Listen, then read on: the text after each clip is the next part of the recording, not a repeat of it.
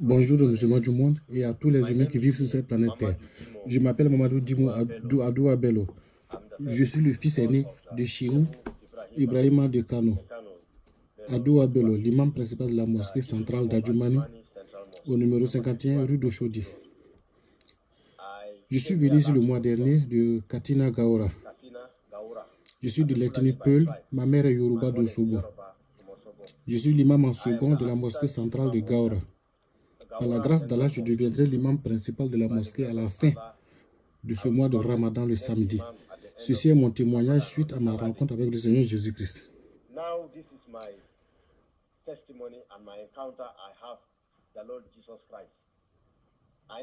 Je n'ai jamais cru en Jésus-Christ ni aux chrétiens. En fait, je haïssais les chrétiens. Car depuis mon enfance, on m'avait enseigné que les chrétiens avaient changé la Bible, l'évangile de Jésus-Christ. S'ils l'avaient laissé tel quel, tout le monde serait devenu musulman. Pour cette raison, je hais les chrétiens. Certes, je ne les tue pas, mais je n'ai rien à voir avec eux. J'avais l'habitude d'acheter des Bibles. Je le confesse aujourd'hui devant l'homme de Dieu et je les déchirais. J'en achetais plusieurs uniquement pour les déchirer. Ça me fait mal. Ce problème me tracassait, mais étrangement, le lundi à 3h, environ 3h45 du matin, j'ai eu une rencontre avec Jésus-Christ. C'était le lundi, 23e jour du mois de Ramadan de cette année 2019, qui comprend et qui correspond dans le calendrier occidental au lundi 29 mai 2019 vers 3h45 du matin.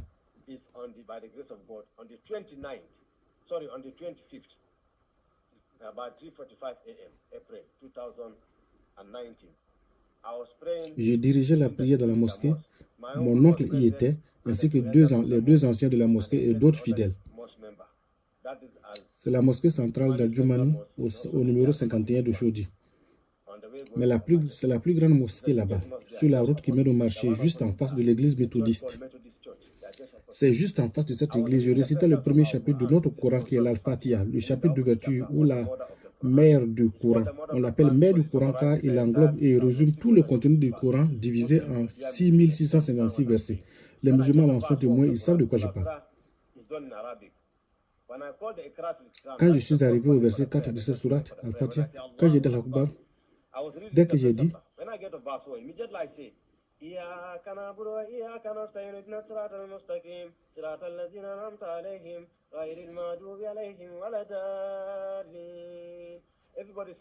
tout le monde a dit Amin. Et quand j'ai terminé cette sourate, soudain, tout à coup, une lumière est sortie de nulle part. Elle a rempli toute la mosquée. Je n'ai jamais rien vu de si brillant. C'est plus brillant que le soleil. Je n'ai rien vu de pareil dans ma vie. Elle n'apportait pas la chaleur. Au contraire, j'avais froid en dessous de cette lumière. Pourtant, la mosquée n'est pas climatisée et les ventilateurs n'étaient pas en marche. Au milieu de cette lumière, un homme m'a parlé, il m'a demandé en arabe. Cela signifie, il m'a dit de sortir d'entre eux, de sortir d'entre les musulmans. Je sais pourquoi il me parlait en arabe, car je comprends l'arabe mieux que l'Aoussa ou le peuple. Je peux même enseigner l'arabe à un arabe. Et ceux qui écoutent ma langue arabe savent de quoi je parle. J'aimerais demander qui es-tu? Il dit non, il m'a dit de sortir de l'islam. Il m'a dit de sortir de là, que l'islam n'est pas le bon chemin et qu'il me montrerait le vrai chemin, qui sauve les âmes de la condamnation. Je lui ai dit que c'est plutôt l'islam qui est le droit chemin. J'ai défié la personne en lui citant la sourate 2 du Coran. Al-Baqarah, qui signifie la vache, verset 257, qui dit que seul l'islam est disons que l'islam est la seule religion acceptée au ciel par Allah. Il m'a dit que c'était un mensonge et un blasphème. Il m'a dit qu'il est le chemin, la vérité et la vie. Je lui ai répondu que ce n'est pas possible. Où prétend-il être Jésus, que nous appelons le prophète Issa? Je lui ai dit, si tu es vraiment Jésus, tu ne peux pas être le chemin, la vérité et la vie, car Mahomet est le chemin. Il m'a dit non, c'est un mensonge et que je dois l'écouter, que le temps est venu, qu'il veut me sauver et m'utiliser comme une plateforme de gloire pour délivrer mes frères musulmans des ténèbres de l'islam, pour la lumière de l'évangile. Je lui ai dit c'est un mensonge. Si tu es vraiment Jésus, j'ai insisté pour le voir. Je l'ai mis à l'épreuve. Il m'a répondu que je ne suis pas digne ni de le voir, ni qualifié même pour entendre sa voix. Je lui ai dit, mais les hommes t'ont vu durant ton temps sur la terre, selon mon Coran, sourate 19. Alors, ce chapitre est dédié à sa maman, Mariam, et les gens t'ont vu. Il m'a dit, non, à cette époque, je n'étais pas encore glorifié. Cependant, maintenant, je suis glorifié. Tu ne peux pas me voir. Il a ajouté que je ne suis ni digne ni qualifié pour le voir. Je lui ai dit, mais moi, je suis un homme pieux et juste, car je jeûne tous les lundis et jeudis. Je suis musulman, nous sommes divisés en 73 sectes en tant que musulmans. Il y a les Ahmadis, il y a les Tidjani, il y a les Mouroutis, il y a les Shia, les Wahhabis, les Sunnites et tous les autres. Mais nous sommes les plus pieux de tous ces groupes, car nous sommes de l'Arabie Saoudite. Il m'a dit que c'est du n'importe quoi et qu'aucun de nous n'est juste. Je lui ai dit que je suis juste car je jeûne tous les lundis, les jeudis, ainsi que les premiers, les 15 et les 16 de chaque mois. Je jeûne, je ne commets jamais de fornication. Les femmes de ma famille portent des hijabs et elles sont couvertes entièrement. Je n'ai jamais forniqué. Je donne une partie de mon salaire, 15 000 naira chaque mois aux veuves et aux orphelins. Je suis injuste. Il m'a dit que cela n'est pas la justice et que je suis tout simplement zélé, mais pas selon la véritable connaissance. Je lui ai dit, si tu es vraiment Jésus, tu devrais savoir que je suis instruit. Pourquoi j'ai dit ça? C'est que selon mon Coran chapitre 19, qui porte le nom de sa mère, Allah a honoré la mère de ce Jésus en tant que femme vertueuse. Allah dit que Jésus avait le pouvoir de guérir les malades, de réveiller les morts, d'ouvrir les yeux aux aveugles, qu'il a même pris de l'argile pour en faire une colombe et qu'il a soufflé dessus et l'argile est devenue un oiseau vivant. Ce qui veut dire que Jésus donnait la vie. J'ai donc insisté pour dire qu'il, s'il prétend être Jésus, qu'il me raconte ce que je disais au Dieu Tout-Puissant dans mes prières, les doigts. Quand je prie en tant que musulman, comme tout musulman d'ailleurs, il y a cette partie de notre corps qui touche la terre, les deux mains, le nez ou le front, les deux genoux et les orteils. Le Coran dit que ces bouts du corps humain témoignent en faveur ou contre vous le jour du jugement dernier. J'ai donc demandé à cette personne qui me parlait qu'il y a un doigt, une prière personnelle que j'adressais à Allah, que je n'ai jamais dite à voix haute, mais uniquement dans mon cœur. Si vraiment tu es Jésus, le Coran dit que tu es capable de savoir ce qui est dans mon cœur. Donc, dis-moi ce que je demandais à Allah dans mon cœur. J'ai été ébloui de surprise, j'étais déconcerté. Cette personne m'a raconté tout ce que je disais à Allah ces 10 dernières années. Le même Coran dit que, au chapitre 4, en Nissa, les femmes, verset 84, que seul Dieu Tout-Puissant connaît les secrets qui sont dans le cœur d'un homme. Donc Jésus est capable de savoir tout ce qui était dans mon cœur toutes ces années. Je vous en conjure, mes frères musulmans, si je veux être honnête envers vous, devrons-nous obéir ou désobéir à ce Coran? D'autant plus que vous voulez lui obéir à tout prix, même au prix de la mort. C'est bien au Coran, dans le Coran chapitre 4, les femmes, qui dit que seul Allah connaît les secrets qui sont dans le cœur, dans le cœur humain.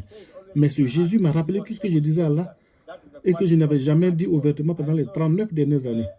C'est toujours resté dans mon cœur et j'étais capable de me les sortir. Cela est une qualité réservée à Dieu Tout-Puissant. Je m'excuse, mais je veux croire en Jésus, mais j'avais encore un doute.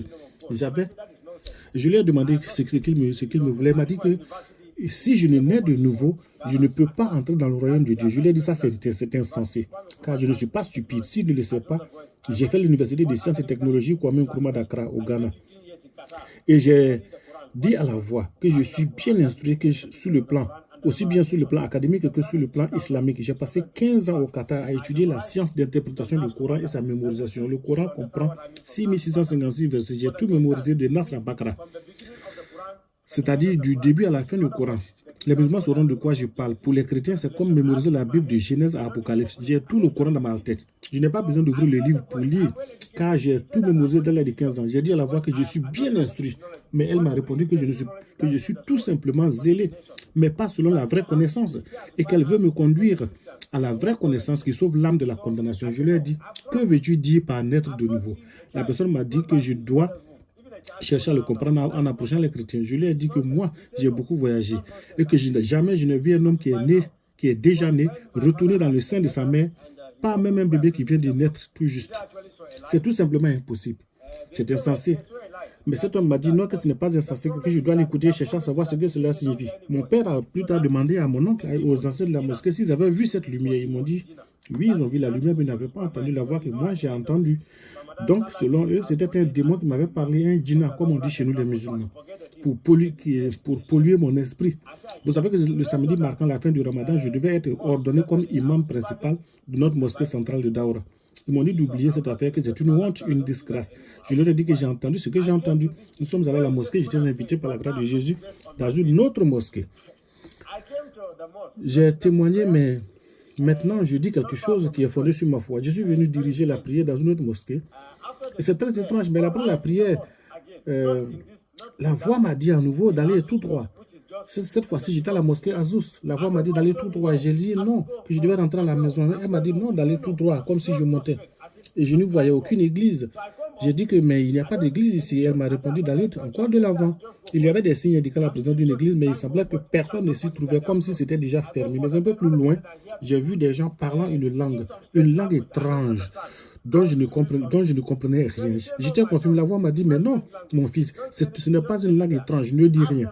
Entre seulement et dis-leur que tu veux naître de nouveau. Je lui ai dit, mais comment ça?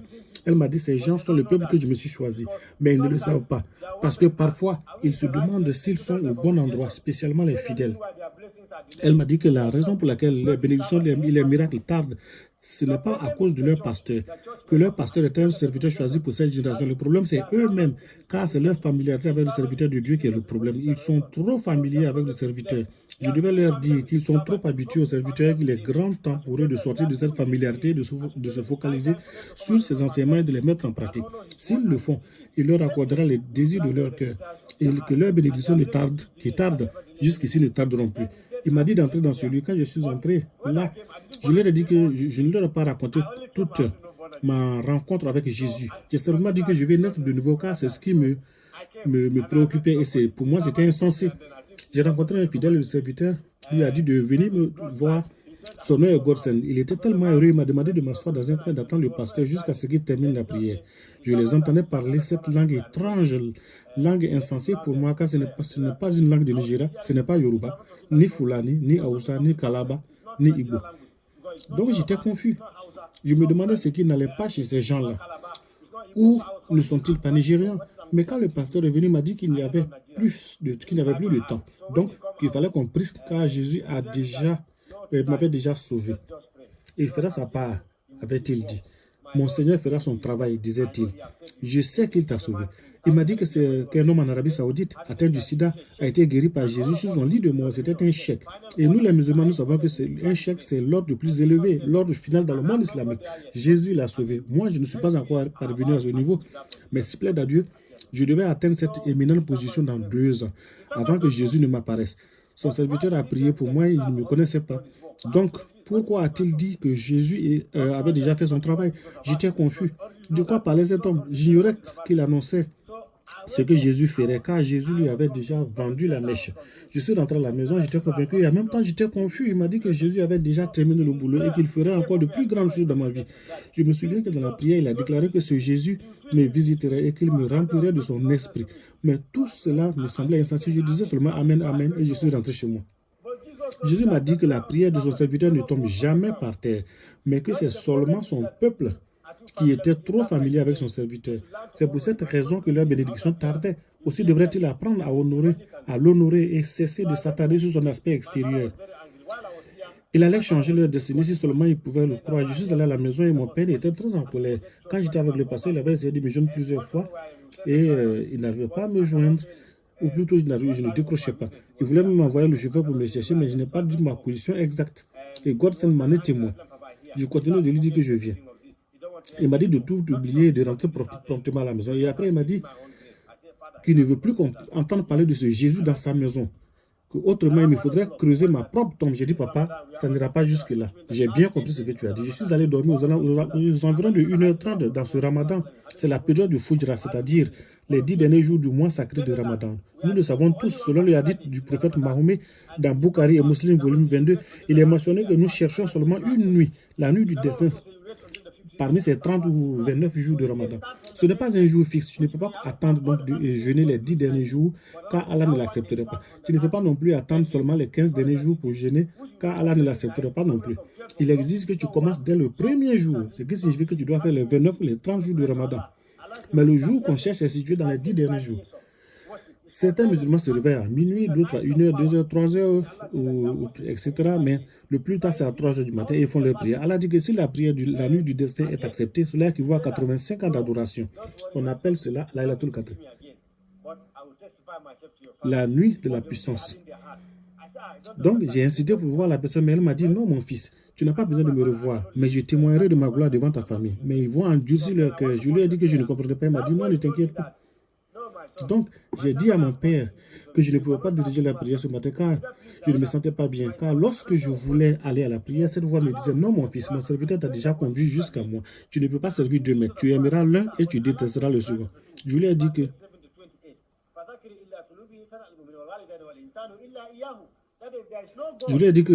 Allah dit dans le Coran que, auquel moi je suis déshabitué, que après Dieu, nos prochains dieux, c'est nos parents.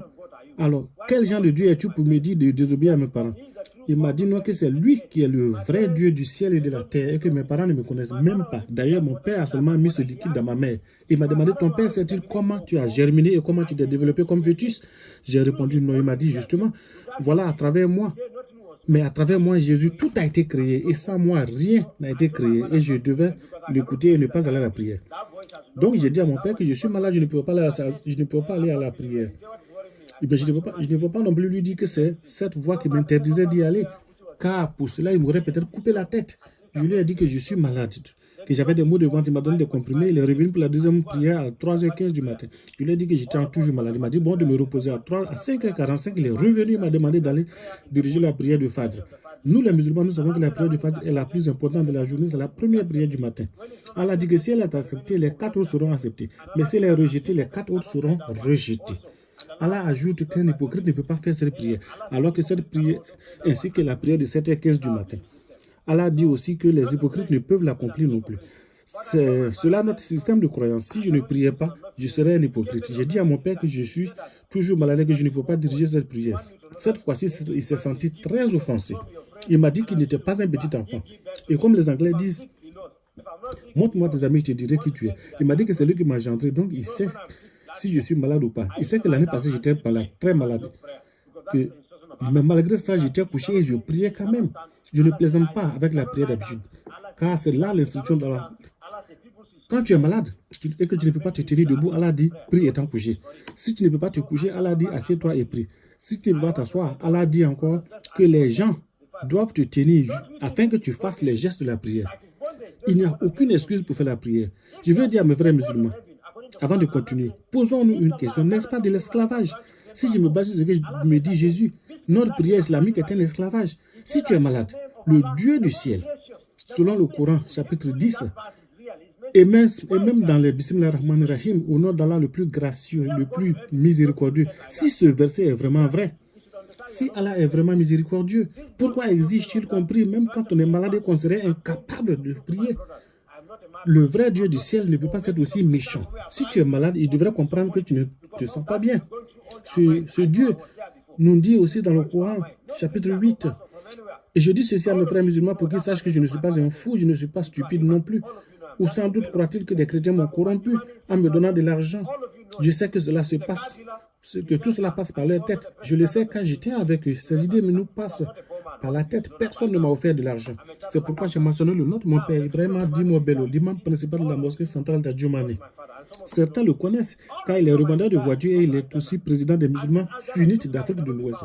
Donc je ne suis pas un homme pauvre comme chacun de vous doit le savoir déjà. Je suis un expert comptable. La vérité dans cette affaire est ceci. Tout le monde.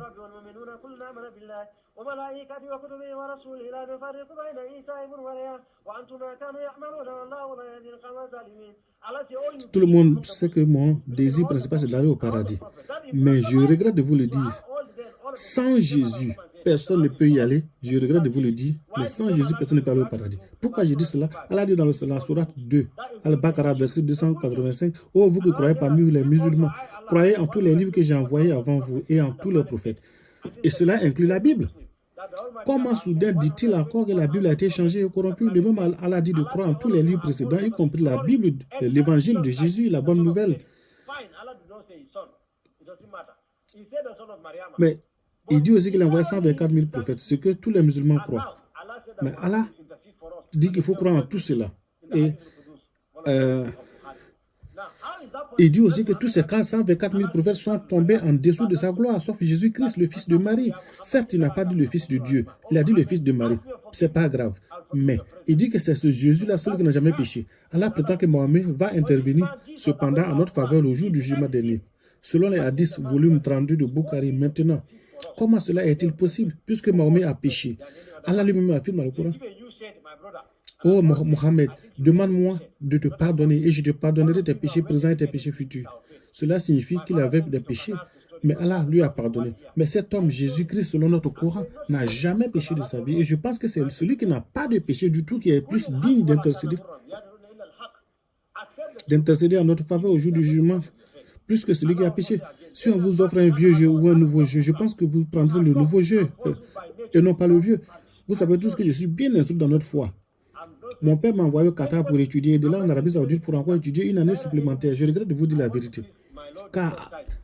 Et rien que la vérité, car Allah nous dit dans le Coran, Surat 10, accepte la vérité, même si on doit te trancher la tête pour cela.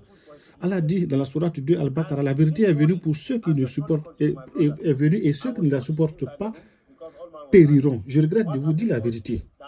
Mais ceci est la vérité.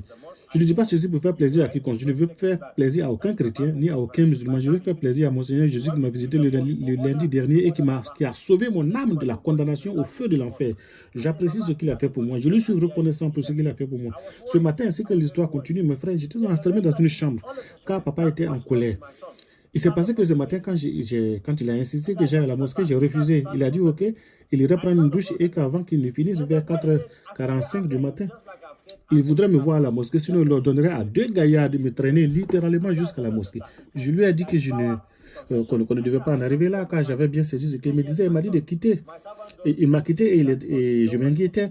J'étais très inquiet. Au bout de 30 minutes, tout à coup, cette voix m'a dit, mon fils, lève-toi du lit. Je lui ai dit, mais tu ne comprenais pas la voix, a insisté, lève-toi du lit. Il m'a demandé de répéter après elle comme si j'avais répété la prière du pécheur après le pasteur l'autre jour. Celui qui avait prié pour moi et m'avait conduit au Seigneur.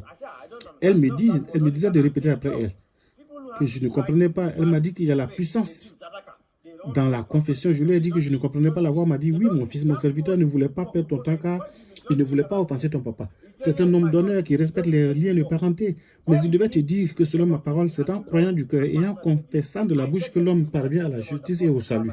Je lui ai dit que je ne comprenais toujours pas. Elle m'a dit, oui, comment?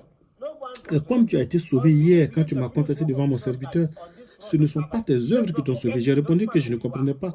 Seulement avec des mots qui sortent de ma bouche, je peux être sauvé. Ce n'est pas possible. Les hommes doivent faire de bonnes œuvres. Ils doivent jeûner, prier, faire l'aumône.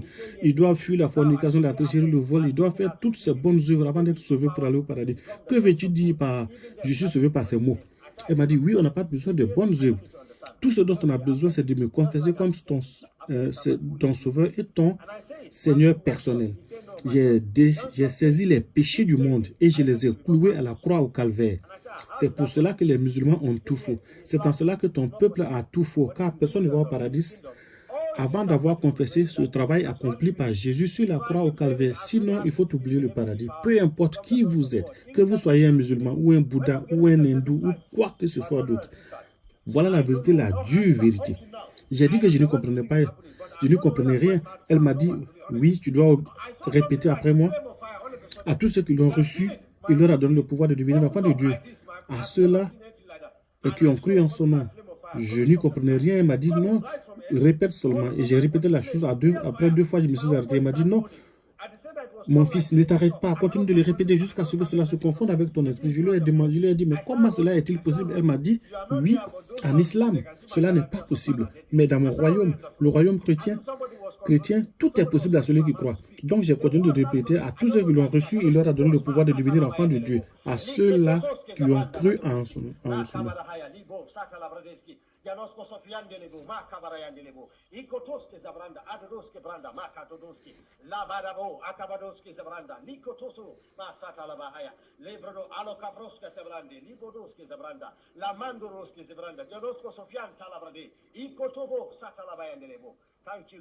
C'est comme ça que je parlais en langue. Hein? Quand je suis arrivé à la 3e répétition de ce verset, eh bien, il s'est passé quelque chose d'étrange. C'est comme je devenais fou. C'est comme si le ciel, le toit avait disparu de la chambre. J'ai vu une flamme de feu qui descendait du ciel et qui m'a consumé, ce qui m'a projeté par terre. C'était comme un choc électrique qui venait du ciel. Une vraie flamme de feu. Je brûlais littéralement. C'était puissant. Et je parlais cette langue étrange que je ne comprenais pas. Et vous n'êtes pas ici pour le voir, mais vous, si ceux qui sont là me voient bien que mon boubou est sale, Je ne me contrôlais pas. Ces mots sortaient de ma bouche et je dis seulement merci Seigneur Jésus, merci Jésus, merci Jésus. Et donc mon père, tout le monde était paniqué, ma mère pleurait, ma soeur aussi pleurait, mon père souhaitait aller chercher le docteur Joseph de Yaba pour venir m'examiner parce qu'il pensait que j'étais devenu fou. Et quand le médecin est venu, il était émerveillé, il était étonné. Il a dit, et mon père s'est fâché avec lui, il a dit, mais je t'ai envoyé ici pour que tu examines mon fils et toi, tu es heureux de voir qu'il est devenu fou. Le docteur lui a dit, non, imam, je suis certes heureux, mais pas parce que ton fils est devenu fou, simplement parce que je vous ai porté en prière depuis un bon moment. L'an passé, je t'ai parlé de ce Jésus et je t'ai même offert une Bible et tu me l'as jeté à la figure et tu m'as dit tu m'as même mise en garde de ne plus jamais recommencer ça. Donc, depuis ce temps, je continue de prier pour ta famille. Je sais que Jésus seul peut faire ça. Je ris car Jésus l'a déjà fait. Jésus a sauvé, t'a sauvé.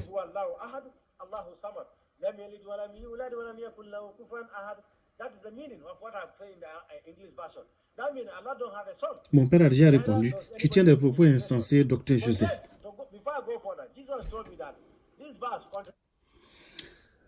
Tu tiens des propos insensés, docteur Joseph. Ton fils, imam, ton fils a été choisi par Jésus. C'est le travail du Saint-Esprit que tu vois. Et mon père lui a dit, je vois que toi aussi tu deviens fou comme mon fils. Mais je comprends, mon père, car selon sa perception, le Coran chapitre 14 dit ceci, que Dieu Tout-Puissant, que Allah, le Tout-Puissant, confesse que Jésus est notre maître, que Mahomet est notre maître et qu'il est notre Saint-Esprit. C'est ce que le Coran dit. Mon père a dit que le Saint-Esprit donc ne peut pas enseigner à mon fils, à son fils, que Jésus était le Fils de Dieu. C'est dans le Coran, et également dans le Coran chapitre 112, Koulouwa. Allah dit à Mahomet, dis-leur que je suis Allah, l'absolu et l'éternel. Je n'ai point été engendré et je n'engendre point. Personne ne m'a aidé dans ma création et il n'y a personne qui soit semblable à moi. C'est la version arabe qui vient d'être citée tout à l'heure. Et donc, avant que je progresse plus loin, Jésus m'a dit que ce verset en lui-même se contredit dans le Coran. J'ai protesté en disant qu'il n'y a aucune contradiction dans le Coran. Il m'a demandé d'ouvrir le Coran au chapitre 2, verset 23, de comparer ce verset avec les versets 1 à 4 de la sourate 112.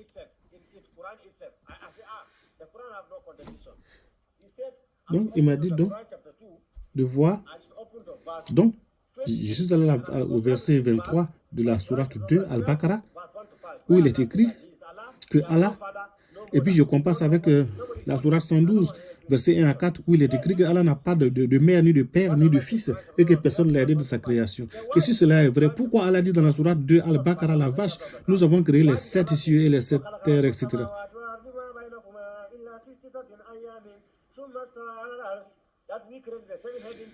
Mais le mot employé ici, c'est non. Nous avons créé les cieux et la terre. Jésus m'a dit que cela confirme bien la Sainte Trinité, que cela signifie qu'il y a bien 3 personnes dans la création.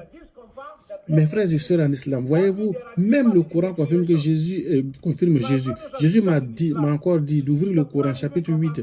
Il est écrit, Jésus-Christ est la parole de Dieu et l'Esprit de Dieu. Kalimatullah signifie la parole de Dieu. Et Ruhus Kudus signifie l'Esprit de Dieu. Jésus m'a demandé, si je devais séparer ton esprit de ton corps, tu serais un homme mort. C'est l'esprit qui conduit le corps et l'âme.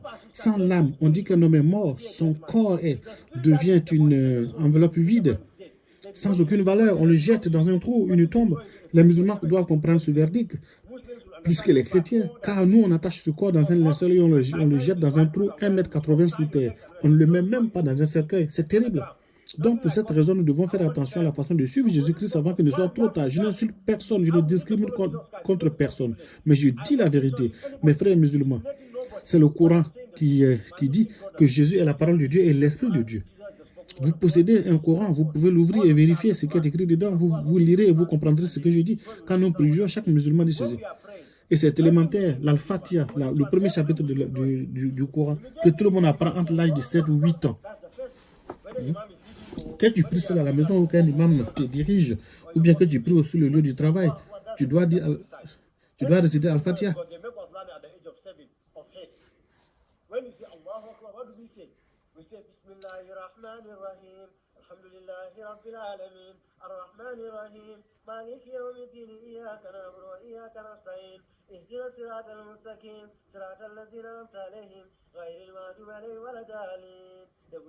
On dit Amen, mais on dit hier.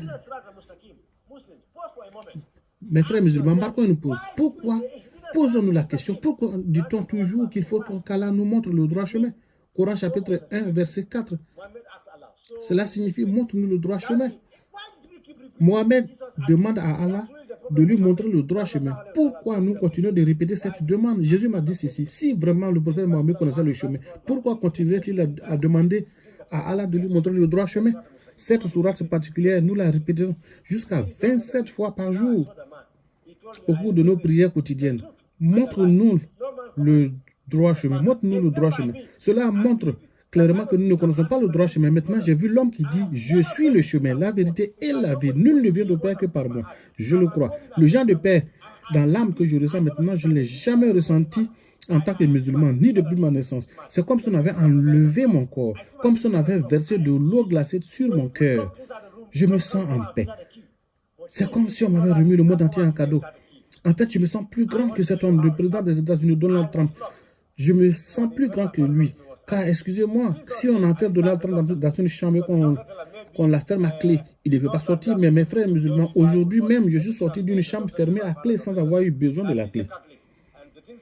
Et je vous dirai comment cela est arrivé. On m'avait enfermé à clé, mon père était en colère, il avait chassé le docteur Joseph. Il disait que nous sommes des musulmans sunnites et que nous ne lisons pas la Bible. Mais que tout ce que je disais, mais le médecin disait que tout ce que je disais, eh bien, c'était les mystères de la Bible que je révélais. Mon père lui a dit, mais docteur Joseph, tu ferais mieux d'arrêter cela, car ça m'énerve. Tu es médecin. Si je puis te demander, comment es-tu devenu médecin? Hein? Docteur Joseph, tu es allé à la faculté de médecine où tout d'un coup du jour au lendemain, tu t'es réveillé avec toute la doctrine médicale dans ta tête. Le docteur a dit, ah, Imam, Ibrahima, moi je suis allé à la faculté de médecine, mais les choses spirituelles ne se font pas comme les choses physiques. Mon père lui a rétorqué, oublie ces bêtises, nous sommes des sunnites. Nous ne croyons pas en Jésus. Nous ne lisons pas la Bible. Alors comment dis-tu que mon fils révèle les mystères de la Bible? Le docteur lui a dit qu'il était chrétien et catholique pour ce que cela vaut. Mais tout ce que ton fils dit vient tout droit de la Bible. Mon père lui a dit, tu sais quoi? Sors de chez moi. Il était en colère. Il a chassé le docteur et m'a enfermé dans la chambre. Il a ordonné au vigile de ne pas me laisser sortir de la cour. J'étais inquiet et j'ai commencé à perdre la foi. Je doutais déjà. J'ai dit cela pour mes frères musulmans. Pour que mes frères musulmans puissent comprendre. Ma prière est que le Seigneur Jésus-Christ, qui m'est apparu, lui-même continue d'apparaître à mes frères et à mes soeurs musulmans. Je me dis que c'est la meilleure façon pour eux, en tout cas de les maintenir dans la foi chrétienne. Car si quelqu'un vient leur prêcher, si on y prend garde, même s'ils sortent de l'islam, ils vont commencer à douter. Sans doute, ils retourneraient à l'islam. Pourquoi? Mais à cause de la persécution et des difficultés. Si Jésus en personne leur apparaît cependant, rien ne les fera rétrograder. C'est quelque chose de très puissant. Je m'inquiétais et je doutais déjà quand on m'a enfermé dans la chambre. La voix m'a dit alors, mon fils ne pense pas ainsi, ne doute pas. J'étais surpris. Ce que je pensais dans mon cœur, c'est exactement ce que la voix m'a dit en face ouvertement. Je disais dans mon cœur que si mon père revenait, je lui dirais que j'irais à la mosquée et que mon père avait sans doute raison et que sans doute le diable me manipulait. Cette voix savait même ce que je pensais dans ma tête. Elle m'a dit, mon fils ne pense pas ainsi, je suis le Saint-Esprit. Ne m'appelle pas la voix d'aujourd'hui. Je suis la troisième personnalité de la Trinité dans le royaume chrétien. Je lui ai dit, mais le Seigneur Jésus m'est apparu hier vers 3h45 du matin dans la mosquée. Il est venu avec une puissante lumière, disant qu'il est Jésus. Sa voix était puissante, comme celle des grandes eaux. C'est ainsi que je l'entendais. Mais pourquoi toi tu viens avec une voix fluette et si faible? Et pourquoi dis-tu que tu es le Saint-Esprit? Il m'a dit, oui, en effet, Jésus t'est apparu hier dans sa gloire lumineuse, lundi dernier. Mais à présent, il est assis à la droite du Père, intercédant pour les croyants. Moi, je suis le Saint-Esprit. Je suis la troisième personnalité de la Sainte Trinité. N'aie pas peur. Ne pense pas ainsi. Dès aujourd'hui, ne pense plus négativement. Si tu penses comme un enfant de Dieu, pense à ce qui est pur, pense à ce qui est saint et juste et fidèle. Car contre ceci, il n'y a pas de loi. Tel qu'un homme pense dans son cœur, tel il sème sa semence. Tout ce qui est négatif ne fait pas partie de mon royaume. La peur ne fait pas partie de mon royaume. Le doute ne fait pas partie de mon royaume. Mais cela vient de Satan. Ne doute point. J'ai créé le monde entier. J'ai créé le monde Le monde entier est ma création. Seuls les chrétiens sont mon peuple. Et je lui ai dit, mais comment cela veut-tu dire que nous, les musulmans, nous n'en faisons pas partie? Il m'a dit exactement, le peuple chrétien est composé de mes vrais sacrificateurs. C'est à ce peuple, c'est un peuple à part. Cette nation, c'est une nation sainte. Je les ai créés pour être dans la gloire. Mais certains d'entre eux ont toujours des problèmes. Plusieurs d'entre eux ne sont pas prêts. Ils croient en moi, mais ils voient en la Bible un livre d'histoire. Pour certains, c'est un roman. Certains même pensent que les miracles qui s'y trouvent quand j'étais sur la terre, quand Jésus était sur la terre, sont des choses du passé qui n'existent plus. Et ils ne savent pas que ma parole est puissante et plus tranchante qu'une épée à double tranchant. Ils l'ignorent. C'est pourquoi ils sont remplis de peur et de doute. Ce genre de chrétiens, mon fils, je ne veux pas que tu deviennes comme l'un d'entre eux. Je les appelle les chrétiens tièdes. Je lui ai demandé, mais Saint-Esprit, qu'est-ce que tu appelles chrétien tiède? Il m'a dit, mais ce sont des gens qui croient en moi aujourd'hui, mais 5 minutes plus tard, ils commencent à douter. C'est pourquoi ils n'obtiennent pas ce qu'ils désirent, parce qu'ils doutent. Les chrétiens sont des véritables sacrificateurs. Les chrétiens sont mes véritables sacrificateurs. Tout ce qu'ils décrètent sur la terre sera décrété au ciel. Tout ce qu'ils délient sur terre sera délié au ciel. Mais pourquoi les choses ne se passent pas ainsi? Parce qu'ils doutent. Ils m'adorent des lèvres pour certains d'entre eux, mais leur cœur est très éloigné de moi. Le cœur n'y est pas. C'est pour cela qu'ils échouent, mon fils. Dès aujourd'hui, crois seulement et ne doute point. Car ceux qui croient, des rivières d'eau vive couleront de leur sein. Ne doute jamais. Maintenant, tiens la porte. J'ai dit, mais la porte est fermée à clé. Il m'a dit, tiens le poignet, car je détiens les clés de toutes les portes. Quand j'ouvre, personne ne peut fermer, et quand je ferme, personne ne peut ouvrir. Maintenant, tiens le poignet de cette porte. C'est comme si quelqu'un avait mis la clé dans la serrure. La porte s'est ouverte devant moi. Je suis devenu fou, frère musulman. Je n'y croyais pas. Et j'avais aussi peur que le vigile au portail me voie. Et le Saint-Esprit m'a dit, il ne pourra pas te voir. J'ai dit, non, le vigile garde là où le portail.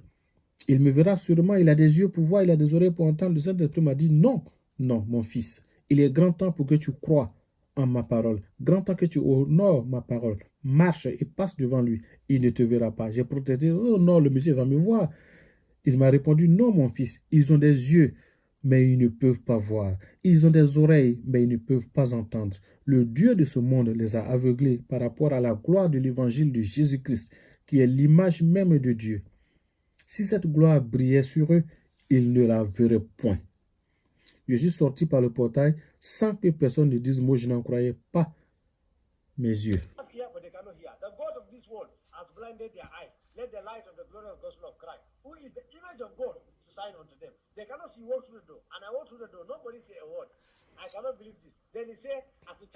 Puis il m'a dit de prendre un taxi pour aller à Agégué, à la rue du Capitole. J'ai dit que je ne connaissais pas, le quartier Agégué ni la rue. Il m'a dit non, de prendre un taxi et d'y aller car le chauffeur connaîtrait l'endroit. Et que de demander après la compagnie à Bibi Yahou. Je lui ai dit que je ne comprenais pas. Pourquoi il m'envoie chez des musulmans? Et je sais que plusieurs de mes amis musulmans connaissent cet endroit, à Bibi Yahou. Vous pouvez vérifier son existence. Le Saint-Esprit m'a dit, oui mon fils, Abibi est vraiment musulman, tu as vraiment raison. Mais le Yahou porte son nom car il est devenu tellement populaire dans le business du Yahou. Il est distributeur de Yahou, il a une compagnie dans le quartier et presque tout le monde le connaît là-bas. Demande à n'importe qui, on te montrera sa compagnie. Quand tu y seras, dis-lui qu'il est mon fils. Son nom est Abibi. Vas-y mon fils. Dis-lui que les gens lui ont prêché mon évangile depuis un moment, ses voisins, ses amis, mais il me rejette. Il veut que je le guérisse d'abord avant qu'il ne croie en moi. Il leur dit que si Jésus est réel, qu'il le guérisse d'abord de sa maladie. Va, car il ne sait pas que tu es musulman comme lui. Il te croira. Donne-lui tous les versets du Coran que je t'ai donnés. Après cela, demande-lui de me confesser comme son Seigneur, son Sauveur personnel. Conduis-le à moi exactement comme le pasteur t'a conduit hier à moi. Dis-lui qu'en faisant cela, il sera guéri. J'ai demandé, c'est une plaisanterie? Le Saint-Esprit a dit non, ce n'est pas une plaisanterie. J'ai dit ok, pas de problème. Je me suis rendu, il n'était pas en place. Ses employés l'ont appelé pour leur dire que j'étais là, que j'étais un frère musulman, et il m'a donc demandé d'attendre. Et il leur a dit qu'il ne me connaissait pas, mais comme il a entendu parler de sa santé, il était intéressé, il devait venir. Et puis plus tard, il a vu qu'il ne peut pas venir, il a donc envoyé sa femme Adja Khadija, qui est venue me rencontrer. Et elle est venue expliquer ce que j'avais à dire. Elle était abasourdie. Jésus m'a dit que sa parole n'avait pas de barrière, car elle surpasse les villes et les nations. Je ne dois donc pas m'inquiéter de l'absence du mari, mais de demander à la femme de confesser Jésus-Christ comme son Seigneur, son Sauveur personnel. Elle a confessé Jésus comme son Seigneur, son Sauveur personnel. Jésus a demandé qu'elle appelle son mari et que ce dernier aussi confesse Jésus comme son Seigneur, son Sauveur personnel. Ils m'ont demandé de ne pas partir, mais de rester là-bas. Car le mari a affirmé que dès qu'il a confessé Jésus comme son Seigneur, son Sauveur personnel, il a ressenti une vive douleur dans ses jambes qui étaient enflées. Avant, il avait du mal à marcher. La voiture venait le chercher juste au seuil de sa porte et venait le déposer juste au seuil de sa porte. Il ne pouvait même pas marcher une courte distance pour aller rejoindre la voiture. Mais il a dit que 5 minutes après sa confession téléphonique, eh bien, il nous a rappelé pour dire que ses jambes n'étaient plus enflées et que la douleur avait totalement disparu en un instant. Il voulait que j'aille habiter avec lui. Il me logerait, me nourrirait et me blanchirait. Il me donnerait tout ce que je voulais. C'était un milliardaire. Immédiatement, Jésus m'a dit de lui poser la question. Crois-tu que tu peux acheter les dons de Dieu avec ton argent? Je devais lui dire que les dons de Dieu ne peuvent pas s'acheter à prix d'argent, car c'est hors de prix. Il a ajouté que le motif du monsieur n'était pas pur, mais qu'il était surpris de la puissance qui était à moi et qu'il voulait l'utiliser. Je devais lui dire non, car c'est pour la gloire de Dieu, mais ce n'est pas à vendre. La parole de Dieu n'est pas à vendre, mais pour sauver les âmes des ténèbres de l'islam à la lumière de l'évangile. C'est pour cela que j'ai été appelé pour être un consommateur du royaume des chrétiens, pour que les chrétiens sachent que ce qu'ils possèdent est plus précieux que le diamant. Ce qu'ils détiennent est plus précieux que tout ce qui est dans ce monde. Ils devraient fermer les deux mains dessus et courir avec ce qu'ils possèdent. C'est pour cela que j'ai été appelé. Il m'a dit que son serviteur allait me former. Je lui ai dit que je ne connaissais pas le serviteur. C'est seulement hier que j'avais croisé le pasteur qu'il avait prié pour moi. Mais le Seigneur m'a dit que ce monsieur-là serait mon père. Je lui ai dit non, moi j'ai déjà mon papa, mon père est un imam. Et que le serviteur de Dieu ne peut pas être mon père. Et Jésus m'a dit non. Le Saint-Esprit m'a dit non, que dans son royaume, il y a plusieurs instructeurs, des enseignants, beaucoup de pasteurs, mais pas assez de pères. Et que son serviteur était mon père spirituel et que je devais l'écouter.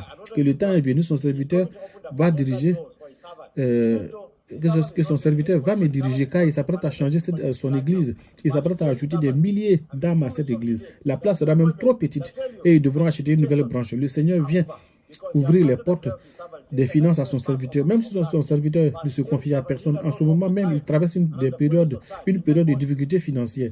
Je devais dire à son serviteur que dans 2 semaines à partir d'aujourd'hui, les déceptions, les échecs, les limitations seront terminées, car il a exaucé les prières de son serviteur depuis la Pâque de l'année dernière. Il m'a demandé de dire à son serviteur qu'il ne travaille pas avec le temps, mais dans la plénitude du temps. Il fait toutes choses à merveille en son propre temps. Que son serviteur donc sache que le temps est marqué. 2 semaines à partir d'aujourd'hui, la gloire de la seconde maison sera plus grande que celle de la première. Dans la vie de son serviteur, je devais dire à son serviteur d'arranger son intérieur, car le temps est venu et sa gloire va le toucher bientôt. Je devais dire à son serviteur que les 9 fruits du Saint-Esprit seront manifestes dans sa vie. Désormais, j'étais confus. Je lui ai demandé, mais Saint-Esprit, je suis confus. Il ne comprend plus. Tu m'as dit que vous étiez 3. Dieu le Père, Dieu le Fils et Dieu le Saint-Esprit. Et maintenant, tu parles de 9. Je ne comprends pas. Mais tu m'avais dit que vous étiez 3. Il m'a dit, non, mon fils. Les chrétiens ne me comprennent pas. Mais vous, les musulmans, vous devriez me comprendre, car vous avez un esprit inquisiteur. Vous posez beaucoup de questions pour comprendre. Je lui ai dit que, mais si tu parlais tantôt de 9, là, on est à 9. Il m'a dit, non, mon fils, je ne vais pas t'enseigner cette partie pour le moment. Nous sommes 9, ne t'inquiète pas. C'est-à-dire qu'il y a en moi 9 fruits qui se manifestent dans le Saint-Esprit. Et tous sont dans mon serviteur. Mais certains d'entre eux ne se manifestent pas dans mon serviteur jusque-là. Mais seulement dis à mon serviteur que sa prière a été exaucée. Dans 2 semaines, à partir d'aujourd'hui, il verra les 9 fruits du Saint-Esprit se manifester dans sa vie. Dis à mon serviteur, quand il sera en train de rendre ministère, je vais guérir les malades, je vais ouvrir les yeux des aveugles, les sourds entendront, les miracles s'accompliront instantanément. Tel que j'ai appuyé la parole de mes apôtres du passé, de même je donnerai du poids à sa parole par des signes et des prodiges. Dis à mon fils que le temps est venu. Dis-lui seulement de préparer le terrain de son cœur. Dis-lui que cette femme est sa femme, cette femme est son épouse. Dis-lui que souvent les relations, comme dans les mariages, c'est comme la langue et les dents. Aux chrétiens qui se demandent comment je peux mémoriser tout cela, je dis, eh bien, vous avez beaucoup à apprendre avec nous les musulmans. Car nous, depuis l'enfance, nous apprenons à mémoriser le Coran entier. Donc, nous sommes habitués à mémoriser des choses. Laissez-moi vous expliquer ce qui m'est arrivé. Comme lorsqu'on prend un feutre noir et qu'on le met dans un habit noir, tel que cela tache le blanc, tel est comme je me sentais. Tout ceci continue de résonner dans mes oreilles. Je comprends que quelque chose d'étrange m'est arrivé. Quand la voix m'a demandé de dire ces choses à son serviteur, il m'a demandé d'ouvrir la bouche. Et là, devant la femme musulmane, j'ai ouvert grandement la bouche. Et comme le Saint-Esprit m'avait ordonné d'ouvrir grandement la bouche, j'ai ouvert la bouche grandement et j'ai vu une main. C'est pourquoi cette main était comme du diamant. Elle brillait comme le diamant et elle ressemblait à une flamme de feu et elle a touché ma bouche. Et il m'a dit, j'ai mis mes paroles dans ton esprit et mon esprit dans ta bouche. À partir d'aujourd'hui, je t'accorde le pouvoir sur les puissances de l'islam. Mon fils, je ne veux en rien te nuire. Je te donne le pouvoir de déraciner, de planter, de détruire.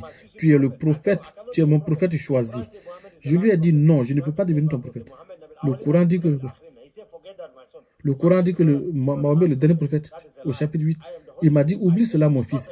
Mahomet n'est pas le dernier prophète, c'est un mensonge. Je suis le Saint-Esprit. Je continue de choisir des prophètes, des enseignants, des pasteurs, des apôtres, des évangélistes, des prophètes pour le perfectionnement du corps de Christ. N'aie pas peur, mon fils. L'heure est venue, les chrétiens sont le peuple que je me suis choisi. Mais certains d'entre eux sont trop froids et trop faibles pour ma cause. Mais je vais susciter un réveil spirituel encore. Je veux leur montrer que le temps est venu. Très bientôt, l'enlèvement aura lieu. Ne t'effraie point. Je lui ai demandé c'est quoi l'enlèvement. Il m'a dit, mon fils, ne t'inquiète point. Ton père spirituel te dira ce que c'est que l'enlèvement. C'est pourquoi je l'ai établi père spirituel au-dessus de toi. Toi, tu entends seulement ma voix, mais mon serviteur connaît mes voix. Il te dira certaines choses. Ne t'effraie point. Il m'a dit de quitter ces musulmans-là. Il n'était pas content, mais Jésus m'a dit qu'il n'y avait pas de problème. Il fallait que je parte et que plus tard, le moment venu, il me ferait revenir vers eux. La femme voulait me donner le numéro de portable de son mari. Mais Jésus m'a dit de ne pas prendre leur numéro non plus. Je lui ai demandé pourquoi. Il m'a dit non, c'est parce que ta mission auprès d'eux est terminée. Quand tu auras encore besoin de leur parler, je t'enverrai vers eux. Si tu prends leur numéro, ton papa les poursuivra et te poursuivra aussi. Et il te trouvera. Ne fais pas ça, mon fils. Pas seulement il va rejoindre mon serviteur. Le temps est venu. C'est pourquoi je veux que tous mes frères musulmans comprennent que peu importe à quel point vous êtes pieux, à quel point vous êtes pieux, vous devez savoir que je suis sunnite. Vous savez tous ce que sunnite signifie. Peu importe à quel point vous êtes pieux, toute ma famille, les miens, mes parents, mes beaux-parents, tous me connaissent, même ma fiancée, Mariama, si tu m'écoutes, tu me disais souvent, Mamadou, dis-moi la vérité, tu te portes bien? Tu es pédé ou ta chose là, est-ce que ça fonctionne? Je te disais toujours que ma chose fonctionne bien, mais que j'attendais seulement le bon moment. Pourquoi? Parce que Allah dit dans le Coran chapitre 12, ne t'approche même pas de cette chose. Allah dit que c'est en effet une chose sale, le pire des péchés. Il dit même que le jour du jugement dernier, les gens qui sont dans le feu de l'enfer, selon le Coran, même les braqueurs sont là-bas, les voleurs sont là-bas, les tueurs sont là-bas, mais que ces gens-là vont supplier Dieu, vont supplier Allah pour qu'on fasse sortir les fornicateurs. Parce qu'on dit qu'il y a un liquide qui sent très mauvais, qui sort de leur sexe et qui pollue toute l'atmosphère de l'enfer. Tel que c'est tellement puissant que le Coran dit que les damnés qui souffrent en enfer supplient Allah de faire sortir les fornicateurs. Or, ce sont tous des criminels. C'est comme des criminels qui demandent qu'on fasse sortir d'autres criminels de prison, qu'on les libère à cause du caractère sérieusement grave de la fornication. Donc, je me suis dit que je ne vais pas commettre de fornication. Donc, mes frères musulmans, vous pouvez voir que Jésus seul est la solution, la clé pour atteindre la paix que je n'ai jamais expérimentée en islam. On dit que l'islam est la paix, mais nous, on n'a jamais expérimenté cela, nous n'avons jamais goûté à ça. Nous ne trouvons jamais la paix. Mais maintenant, je suis en paix. Je remercie Jésus. Jésus m'a dit que le temps est venu que nous devons et je veux que mes frères comprennent, mes frères musulmans.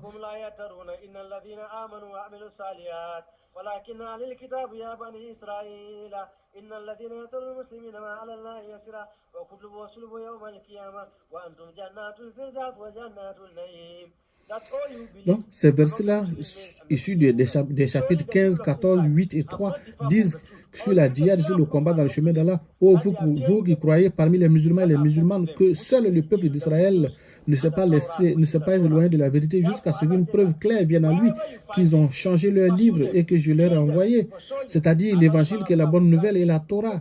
Et Allah dit, oh vous là, vous où que vous les trouviez, pourchassez-les, tuez-les. Sûrement Allah vous accordera 72 femmes perpétuellement vierges. Même si vous mourrez pour la cause d'Allah dans la djihad ou la guerre sainte, Allah vous dit que vous serez sûrement au paradis. Quand j'ai dit tout ça au serviteur de Dieu, le pasteur il m'a dit, ah vraiment, Allah est vraiment grave. Car il prie depuis un moment pour que Dieu délivre le gouverneur de Kaduna. Je ne vais pas mentionner son nom parce qu'il me connaît. Et c'est pour des questions de sécurité évidentes. Il me connaît très bien, je n'ai pas de problème avec lui. Mais le serviteur de Dieu m'a dit qu'il prie depuis un moment pour beaucoup de musulmans. Jésus m'a dit aussi que c'est à cause des prières des musulmans, des chrétiens qu'il m'est apparu. Que c'est donc à cause de la prière des chrétiens qu'il m'est apparu. Pas à cause de mes propres prières musulmanes. Ou mes jeûnes, ou ma piété. C'est à cause de la prière des chrétiens. C'est seulement leur prière qu'ils ont exaucée. Aucune prière n'est exaucée tant qu'elle n'est pas faite au nom de Jésus avec un cœur sincère. Mes frères musulmans, pourquoi tuons-nous les êtres humains? Imaginez cela. Dieu qui a créé les êtres humains, il viendra ensuite commander aux musulmans de tuer les mêmes êtres humains. Et en faisant cela, on ira au ciel. C'est une haine dans le cœur de tous les musulmans avec les chrétiens. Peu importe comment ils prétendent de les aimer ou de causer avec eux. Mais ils les détestent dans leur cœur. Ils les aiment point. Je vous en supplie au nom du Seigneur Jésus, mes frères et mes soeurs musulmans. Je veux le salut de vos âmes. Je sais que tous, vous désirez aller au paradis. Vous avez jeûné 30 bons jours. Vous vous êtes réveillé à 3 h du matin pour manger quelque chose, jusqu'à rompre le jeûne à 19 h. Pareil le jour suivant. Mais tout cela sera vain. Je regrette de vous le dire. Vous serez surpris le jour du jugement si vous n'avez pas de Jésus-Christ. Tout ce que vous aurez fait sera en vain. Je prie que le Père de Jésus, mon Père Jésus-Christ vous sauve tous et vous délivre des ténèbres.